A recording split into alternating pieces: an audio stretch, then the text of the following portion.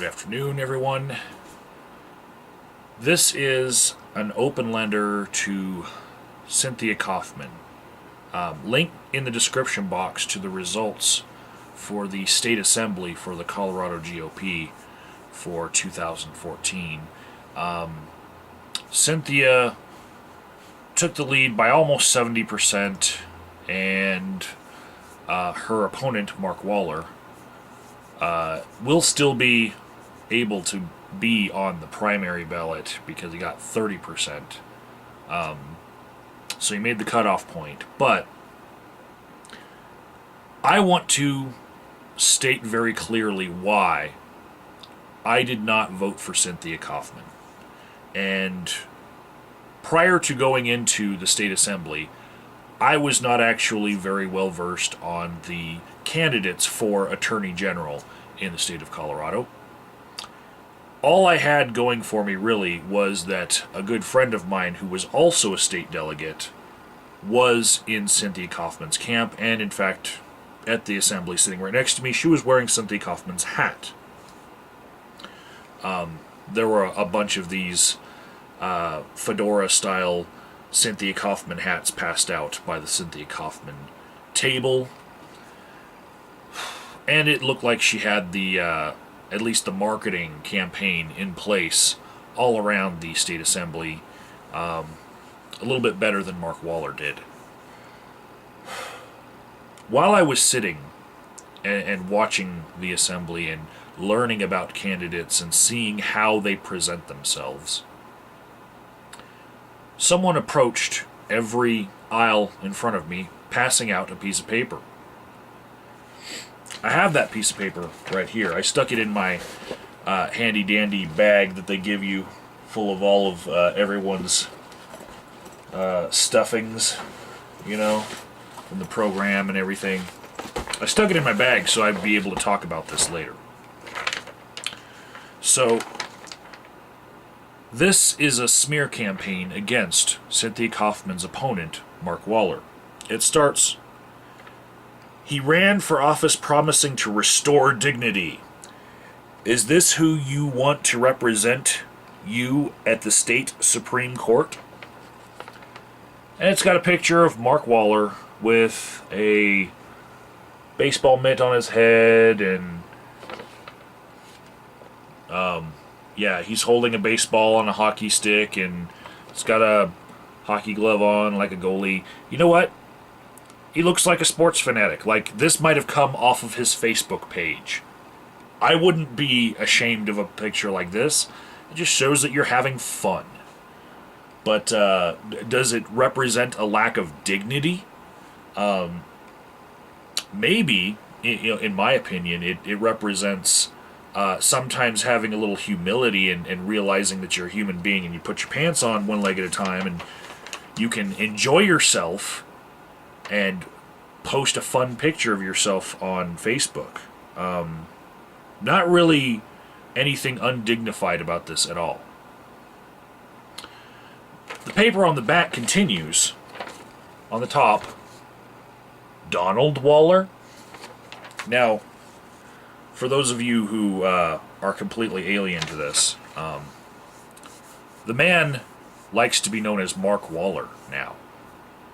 Regardless of what his name on things are, his marketing campaign puts himself out there as Mark Waller.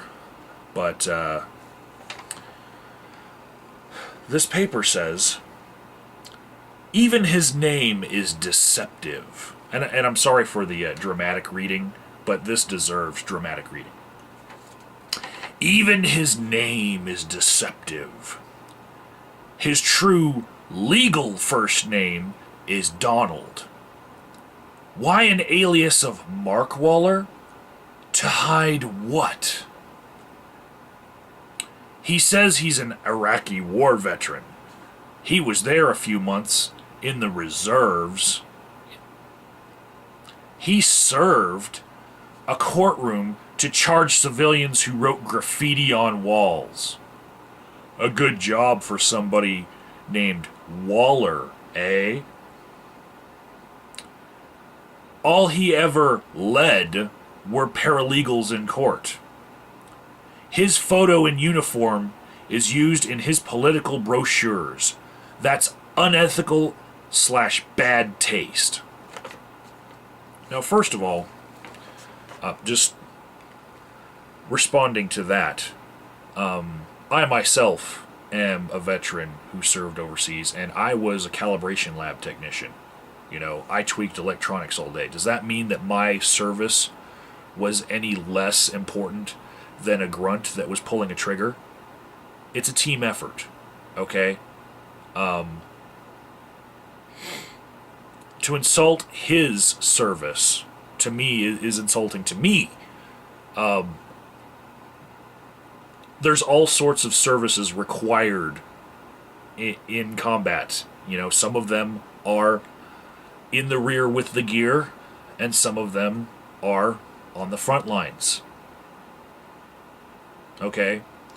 To say that somebody's service is worthless because they weren't pulling a trigger, they weren't in the heat of the action, is very insulting to everyone who gives of themselves years of their life and just gets placed in a place where they're not pulling a trigger. Okay? The danger is always there, and I'm sure he was trained to pull a trigger if he needed to. Making fun of his name, Waller. Are we in kindergarten? No, we're at the state assembly, okay, where we're choosing people to go on the primary ballot for the position of state attorney general. And you want to make fun of his name like a kindergartner? Wow. It goes on. He quit the Air Force. What does it mean that he quit? Did he get out early? I doubt it. Probably waited till his ETS. And maybe like many people, like myself, used it as a stepping stone to further his career. There are many people who join the armed forces for that purpose. In fact, the GI Bill entices people exactly for that. Hey, you want some money for college? You can join the army, and then when you get out, you can go to college. There's nothing wrong with that. Making that decision for yourself, nothing wrong with that. There's nothing wrong with having a career that starts in the military and then ends up in the civilian sector. Especially, the next thing it says here, he was a deputy A in Pueblo for a few months. He's going into public service in a different way. It says he quit again. Now see,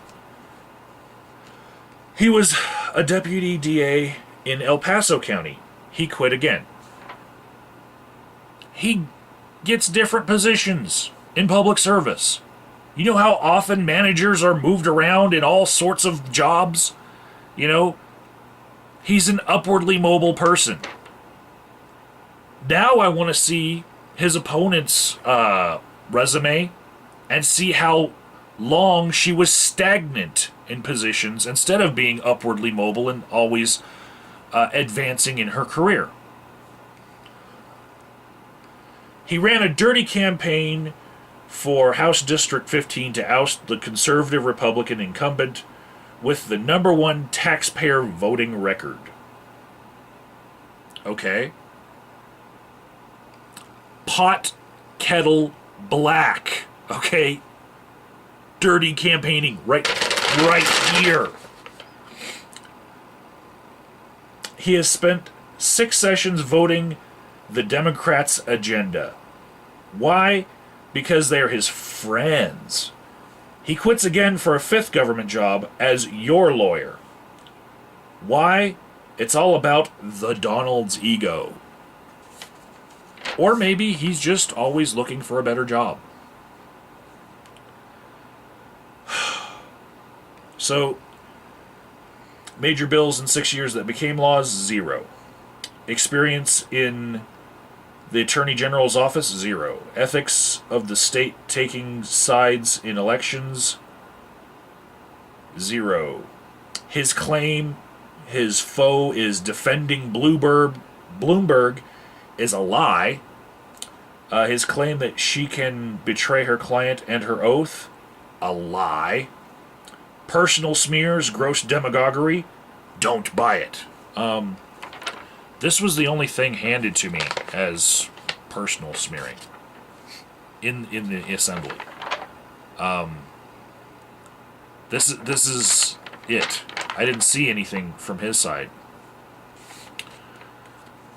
The better choice serves us now at the AG's office. 9-year record as second in command to AG John Suthers. Before that, she was chief legal counsel to Governor Bill Owens. She's a good Republican. She does not lie. She opposes Obamacare and the EPA. She supports crime victims and gun owners. She lives for public service, not public serve us. Cynthia has served Colorado citizens longer than Donald has lived here. To keep this seat, we can't offer voters another hack politician who demands, "It's my turn." We must offer voters a well-qualified leader, not a job hopper. A 23-year public servant, not a clown/publicity hound. A taxpayer's friend, not more tax and spend. Elect a fighter, not a quitter. Vote Coffman.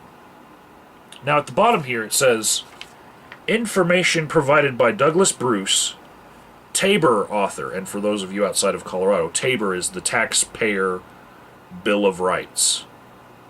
Okay?